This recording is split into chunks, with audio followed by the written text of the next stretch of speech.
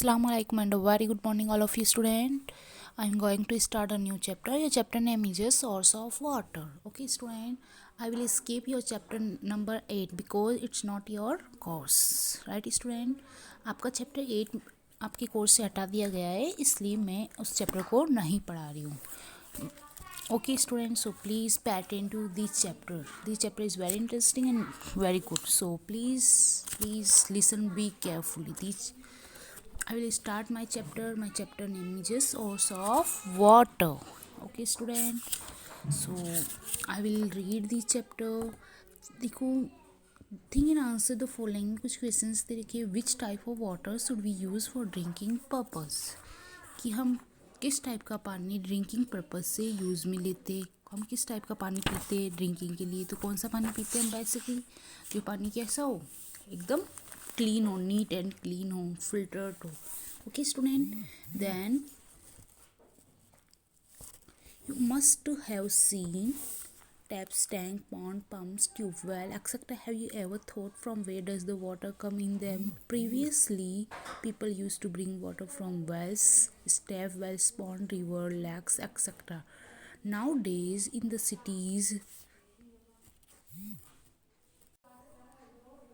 there are taps in every household. In village also tanks of water works department are constructed and tap are available near them. Hand pumps are also there in some places.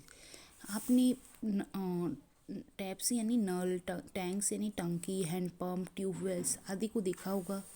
कभी have you ever thought, आपने सोचा है कि where does the water come from, कि पानी यहाँ ये वाला पानी कहाँ से आता. प्रीवियस यानी पहले people use to bring water, पानी लाते थे कहाँ से, वेल्स से, स्टेप वेल से. वेल्स यानी कुआं, स्टेप वेल यानी जो सीढ़ियों वाला कुआं होता है, जो पॉन्ड्स, रिवर्स आदि से लेके आते थे, राइट.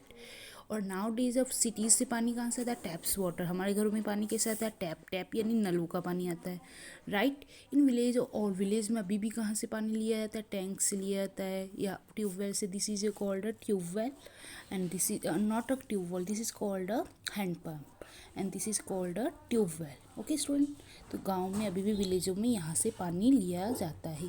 देन कुछ क्वेश्चन है कि explain give answer the following, कि which source of water they are near in your village. आपके विलेज में कौन सा वाटर, कौन सा सोर्स का मीनिंग है कि हमें पानी कहाँ से अवेलेबल होता है, रिवर, लेक्स और सीन एक्सेट्रा से हमें अवेलेबल होता है, राइट स्टूडेंट.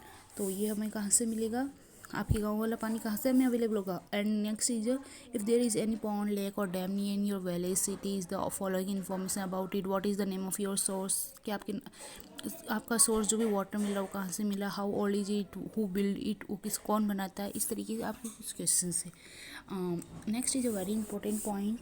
इन राजस्थान, हम राजस्थान हमारा क्या है, स्टेट है. The king ruler and the public realise the importance of water and together develop the enrich system of the conservation of water. Conservation water का मीनिंग क्या होता है, पानी को बचाना, सेविंग करना. Okay student, in which more than one ponds connected to each other through the canals. When the ponds are filled with rainwater one by one, then the water overflow out from the area. In the same way, the rainwater is conserved in a household also. कि राजस्थान में जल की जो importance थी वो राजा महाराजाओं के time की थी. उन्होंने क्या क्या बनाया वाटर को कलेक्शन के लिए, वाटर कंजर्वेशन के लिए.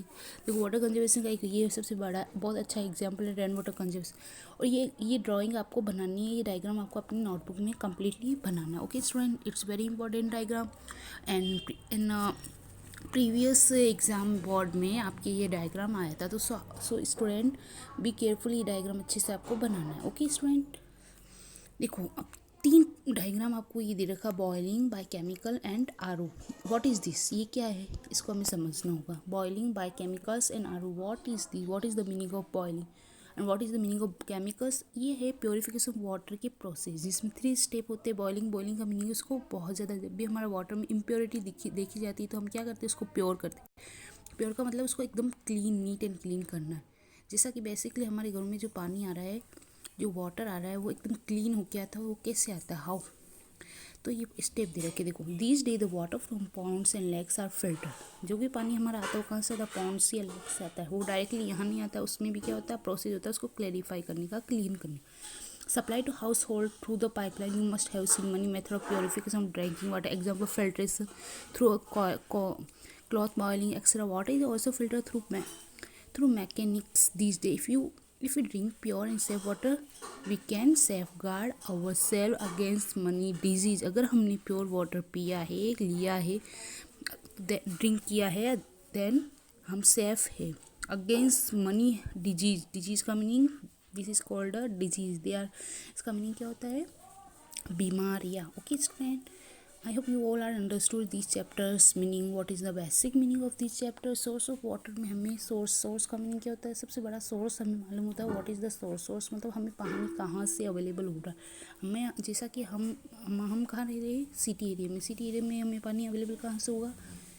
लेक से मिल रहा है हमें. कायलाना लेक से, मतलब हमें हमारा सिटीज़ में तो वाटर मिलेगा लेक से, पॉन्ड से, रिवर से, एक्सेट्रा मटेरियल से. बट विलेजों में पानी कहाँ से मिलेगा? वाटर कहाँ से अवेलेबल होगा?